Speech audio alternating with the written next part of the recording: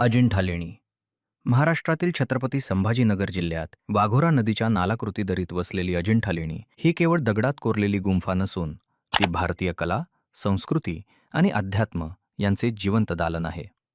या लेण्यांची निर्मिती इसवी सन पूर्व 2ऱ्या शतकापासून ते इसवी सन 6व्या शतकापर्यंत विविध टप्प्यापर्यंत झाली. प्रारंभीच्या लेण्या सातवाहन काळात तर पुढील लेण्या वाकाटक राजांच्या आश्रयाखाली घडल्या. अजिंठ्यात एकूण 30 लेण्या आहेत. या लेण्या मुख्यतः दोन प्रकारच्या आहेत: चैत्यगृह आणि विहार. चैत्यगृह म्हणजे प्रार्थना व उपासनेसाठीचे सभागृह, तर विहार म्हणजे भिक्षूंना राहण्यासाठीची निवासस्थाने. या लेण्यांमध्ये दगडात कोरलेले स्तंभ, नक्षीकाम आणि शिल्पे पाहताना त्या काळातील कारागिरांच्या अद्भुत कौशल्याची जाणीव होते. अजिंठा लेणींची सर्वात मोठी ओळख म्हणजे येथील भित्तिचित्रे. नैसर्गिक रंगांचा वापर करून तयार केलेली ही चित्रं आजही तितकीच ताजीतवानी दिसतात. या चित्रांमध्ये भगवान बुद्धांचे जीवन प्रसंग, जातक कथा, राजदरबार, व्यापारी जीवन, स्त्री पुरुषांचे पोशाख आणि त्या काळातील सामाजिक जीवनाचे सुंदर चित्रण आढळते. पद्मपाणी व वज्रपाणी यांच्या प्रतिमा विशेष प्रसिद्ध आहेत.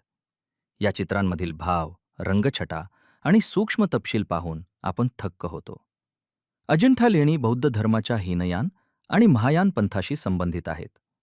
सुरुवातीच्या लेण्यांमध्ये बुद्धांची प्रतिमा न दाखवता स्तूपाद्वारे प्रतिकात्मक पूजा केली जात होती, तर पुढील काळात बुद्धांच्या मूर्तींची स्थापना झाली. त्यामुळे या लेण्या बौद्ध धर्माच्या विकासाचा जिवंत इतिहास सांगतात. इसवी सन 1819 साली ब्रिटिश अधिकारी जॉन स्मिथ यांनी या लेण्यांचा पुनर्शोध लावला. त्यानंतर जगाचे लक्ष या अद्भुत वारशाकडे वेधले गेले. 1983 साली युनेस्कोने अजिंठा लेणींना जागतिक वारसा स्थळाचा दर्जा दिला गेला. हा भारतासाठी अभिमानाचा क्षण होता. अजिंठा लेणींची रचना घोड्याच्या नालाच्या आकारात असून सुमारे 75 मीटर उंच कड्यावर या लेण्या कोरल्या आहेत.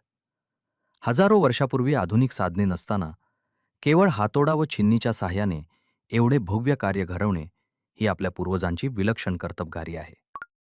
अजिंठा लेणी आपल्याला केवळ कला शिकवत नाहीत, तर शांतता, करुणा आणि मानवतेचा संदेश देतात.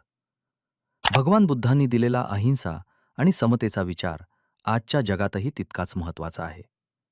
म्हणूनच आपण सर्वांनी या ऐतिहासिक वारशाचे जतन करणे ही आपली जबाबदारी समजली पाहिजे. अजिंठा लेणी हा केवळ महाराष्ट्राचा नाही, तर संपूर्ण भारताचा अभिमान आहे.